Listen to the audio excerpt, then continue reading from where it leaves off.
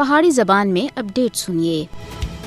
مقبوضہ جموں کشمیر دی بگڑتی ہوئی صورتحال عالمی برادری دی فوری مداخلت کا تقاضا کر رہی ہیں۔ مودی حکومت پیشانہ فوجی طاقت تے کشمیری عوام دی آزادی دی آواز کو دبانے دے واسطے تلی ہوئی ہے۔ مقبوضہ جموں کشمیر وچ امن اور حالات کو معمول دے مطابق دسنے دی شرمناک کوشش کیتی جا رہی ہے۔ حالانکہ مودی دے دور حکومت وچ مقبوضہ جموں کشمیر وچ قتل و غارت گری کشمیریاں دی زندگی دا حصہ بن گیا ہے۔ کشمیر دنیا دا سب دے زیادہ فوجی جمع والا علاقہ ہے، کیونکہ کشمیریاں کو وحشیانہ طریقے تھی دبانے دے واسطے 10 لاکھ تھی زیادہ بھارتی فوجی خطے دے شہراں، قصباں اور کنڈی علاقوں میں تعینات ہیں۔ بڑے پیمانے دے تے فوجیاں دی موجودگی سن مقبوضہ جموں کشمیر وچ ایک انسانی بحران پیدا کر کے دا ہے۔ وقت گزرنے دے نال نال مقبوضہ جموں کشمیر دا بحران خطرناک حد تک بدتا جا رہا ہے، جس کو فراموش کرنا کسی دے مفاد وچ نہیں ہے۔ مسئلہ کشمیر بھارت تا اندرونی معاملہ کسی بھی صورت وچ نہیں ہے، بلکہ جنوبی ایشیا وچ ایٹمی فلش پوائنٹ ہے۔ مودی دا جنونی فوجی انداز جنوبی ایشیا دے امن کو داؤ دے اتے لا رہا ہے۔